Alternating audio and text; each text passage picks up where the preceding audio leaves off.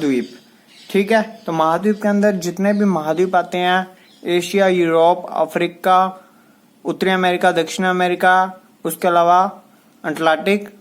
ठीक है, तो ये सारे के सारे महाद्वीपों के बारे में धीरे धीरे पढ़ते रहेंगे और ये इससे रिलेटेड क्वेश्चन आपका रीट के अंदर 100% ही क्वेश्चन पूछा जाता है। किस तरह से पूछा जाता है वो भी आपको बता देते हैं। तो सबसे पहले आपको बताते हैं कि महाद्वीप होते क्या है। महाद्वीप, द्वीप क्या होता है? द्वीप होता है जब कोई एक स्थलखंड, हम कह सकते हैं कोई भी एक स्थलखंड जो कि चारों तरफों से अगर पानी से घिरा हुआ हो, उसको हम क्या कहते हैं? द्वीप कहते हैं। और जब ये छोटा सा स्थलखंड बहुत बड़ा विशाल रूप ले ले और बड़ा विशाल रूप लेने के बाद इसके चारों तरफ पानी जमा हो जाता है, तो उसको हम क्या कहते हैं? महाद्वीप कहते हैं। ठीक है, तो स्टार्ट करते हैं आज की वीडियो को और देखते हैं सबसे इंपॉर्टेंट चीज। तो आज हम पढ़ने वाले हैं एशिया के बारे में। तो एशिया को स्टार्ट कर रहे हैं। तो एशिया जो है वो किसके साथ जुड़ा हुआ है? यूरोप के साथ जुड़ा हुआ है। ठीक है, एशिया यूरोप के साथ जुड़ा हुआ है। तो आपसे पेपर के अंदर यह क्वेश्चन पूछा सकता है कि एशिया और यूरोप को अलग करने वाले क्षेत्र कौन से हैं? तो एशिया और यूरोप को अलग करने वाले क्षेत्रों में सबसे पहला आता है यूराल पर्वत, कैस्पियन सागर और कॉकेकस पर्वत। तो आपको ये बताना चाहिए कि कौन कौन से यूरोप और एशिया को अलग करते हैं। तो उसके बीच में ये आपने 3 क्षेत्र याद कर लेने हैं, यूराल पर्वत, कैस्पियन सी, कॉकेकस पर्वत और आप काला सागर भी याद कर सकते हैं। ठीक है, ये चारों के चारों क्षेत्र होने के बाद आगे हम पढ़ते हैं खाड़ियां। तो एशिया जो महाद्वीप है, ठीक है, तो एशिया महाद्वीप के चारों तरफ कौन कौन सी खाड़ियां हैं वो भी आपको पता होनी चाहिए। उसके साथ साथ आपको 2 से 3 हम जल संधियां भी बता देंगे। साथ के साथ जैसे जैसे आप याद करेंगे आपको याद होती रहेंगी। तो आप ये देखिए, जैसे कि ये सारा का सारा एशिया है। ठीक है, तो एशिया के आप वर्ल्ड के मैप के अंदर देखना, एशिया में भारत के इधर वाली साइड ये जो क्षेत्र है, भारत के इधर का जो क्षेत्र है अरब सागर से इधर का, वो है ओमान की खाड़ी। ठीक है, ओमान की खाड़ी। उसके इधर वाली साइड है अदन की खाड़ी और अदन की खाड़ी और लाल सागर। अदन की खाड़ी के ऊपर वाली साइड क्षेत्र जो है उसको हम लाल सागर के नाम से जानते हैं। तो लाल सागर और अदन की खाड़ी को जो संधि जोड़ती है या हम कह सकते हैं अलग करती है, उसका नाम क्या है? बाब अल मंडेव जल संधि है ये। ठीक है, उसके बाद में जो ये लाल सागर है और लाल सागर से ऊपर है हमारी स्वेज नहर और उसके ऊपर है भूमध्य सागर।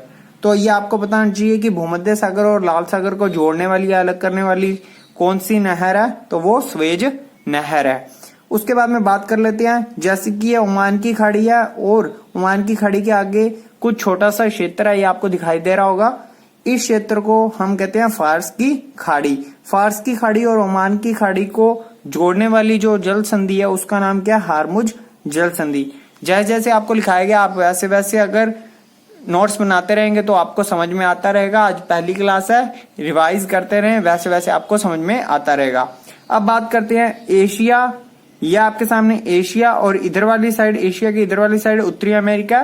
तो उत्तरी अमेरिका और ऑस्ट्रेलिया को, उत्तरी अमेरिका और एशिया जो महाद्वीप है उनको जोड़ने वाली कौन सी जल संधि है? बेरिंग जल संधि है। ठीक है, तो ये भी आपको पता लग गया कि कौन कौन सी संधियां और कौन कौन सी खाड़ियां। अगर आप स्क्रीनशॉट लेना चाहें तो ले सकते हैं। उसके आगे देखते हैं कि ये जो महाद्वीप है, ठीक है, अब इन महाद्वीपों को हमने मैप के अंदर कैसे पढ़ना है उसके बारे में बात करते हैं।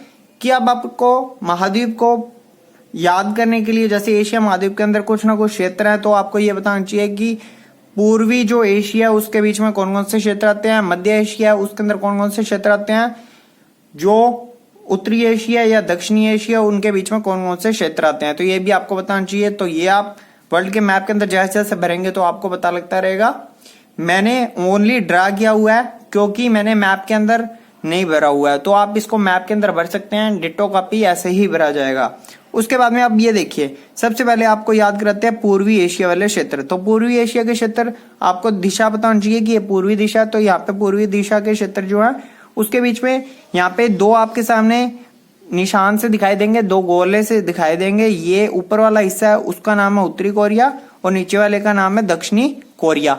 उसके बाद में उत्तरी कोरिया और दक्षिण कोरिया के इधर साइड के अंदर आपको छोटे छोटे से द्वीप दिखाई देंगे जिसको हम जापान कहते हैं। ये 4 द्वीप होंगे आपके सामने, ठीक है, तो वो आप जापान लिख देंगे। उसके बाद में जैसे ही आप इन द्वीपों के नीचे आएंगे तो यहाँ पे आपको एक छोटा सा एक और द्वीप दिखाई देगा जिसका नाम क्या है, ताइवान। ठीक है, तो जो पूर्वी एशिया उसके बीच में कौन कौन से देश आते हैं, उत्तरी कोरिया, दक्षिणी कोरिया, जापान और ताइवान। तो ये आपको बताना चाहिए। इसके साथ साथ चीन भी इसके बीच में आता है पूर्वी एशिया के अंदर। ठीक है, उसके आगे देखते हैं हम।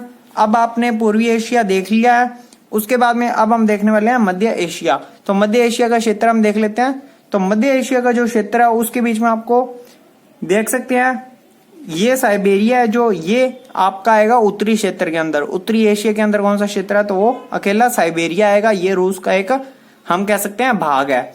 अब जो ये आपका मध्य एशिया का क्षेत्र है वो आप देख सकते हैं यहाँ पे आपके सामने 1 2 3 4 और 5 हम देशों के बारे में बात करेंगे। 5 आप वहां पे आकृतियां देख लें मैप के अंदर कौन कौन सी आकृतियां। तो सबसे जो ऊपर की आकृति है उसका नाम है कजाकिस्तान, उसके नीचे जो छोटी सी आकृति है उसका नाम है उज्बेकिस्तान, तुर्कमेनिस्तान नीचे वाली साथ में, और तजाकिस्तान इसके साथ वाली, और बीच वाली जो रह गई वो है किर्गिस्तान। इसको आप मैप में जैसे जैसे भरेंगे आपको समझ में आता रहेगा। ठीक है, तो ये मध्य एशिया के क्षेत्र है, आपको याद कर लेने हैं। सबसे ऊपर आएगा कजाकिस्तान, उसके नीचे उज्बेकिस्तान, फिर तुर्कमेनिस्तान, तजाकिस्तान और साथ में है किर्गिस्तान। तो आप याद कैसे करेंगे, क्या क्या वाले 2 क्षेत्र हो गए, कजाकिस्तान और किर्गिस्तान। उसके नीचे आपने तहते वाले 2 याद कर लेने हैं, तुर्कमेनिस्तान और तजाकिस्तान, और बीच वाला एक याद रखना उज्बेकिस्तान। तो ये हो गया हमारे मध्य एशिया का क्षेत्र। उसके बाद में बात करते हैं जो हमारा दक्षिणी एशिया उसके बीच में कौन कौन से आते हैं। तो दक्षिण एशिया के बारे में तो आपको पता ही होगा, सिंपल सा है। जैसे कि आपको पता है दक्षिण एशिया में भारत, पाकिस्तान, अफगानिस्तान, नेपाल, भूटान, बांग्लादेश, श्रीलंका, मालदीव ये आते हैं। आपसे पेपर में क्वेश्चन क्या पूछा जाएगा कि जो हमारा दक्षिणी एशिया इसके बीच में कौन कौन से क्षेत्र आते हैं, कौन कौन से क्षेत्र नहीं आते हैं। उसके आगे देखते हैं हम दक्षिणी पूर्वी एशिया। तो दक्षिणी पूर्वी एशिया ये भारत के साथ वाला जो क्षेत्र है उसके बीच में आएगा। तो आप देख सकते हैं जैसे कि मैंने साइड में बनाया हुआ है, तो म्यांमार आएगा, भूटान के इधर वाली साइड जैसे कि आप देख सकते हैं भारत का जहां भाग खत्म होता है उसके साथ में कौन सा स्टार्ट होता है, म्यांमार स्टार्ट होता है। तो यहाँ पे सबसे ऊपर आएगा म्यांमार, म्यांमार के नीचे थाईलैंड, थाईलैंड के नीचे यहाँ पे कंबोडिया, और नीचे वाला जो क्षेत्र है वो है मलेशिया, और उसके नीचे है इंडोनेशिया। तो ये आप लगा सकते हैं। इधर वाला जो हिस्सा है म्यांमार के साइड का जो हिस्सा है वो है वियतनाम। बस आपको सिर्फ ओनली नाम ही याद रखना है कि दक्षिणी पूर्वी एशिया के अंदर कौन से क्षेत्र आते हैं और पश्चिमी एशिया या पूर्वी एशिया के बीच में कौन कौन से क्षेत्र आते हैं। तो आज की क्लास के अंदर हमने ये पढ़ा कि जो एशिया और यूरोप को कौन कौन सी चीजें अलग करती हैं, जैसे यूराल पर्वत, कैस्पियन सागर, कैस्पियन सी, कॉकेशस पर्वत और काला सागर। इसके अलावा हमने खाड़ियां भी पढ़ी हैं, आपने देख लिया होगा खाड़ियां।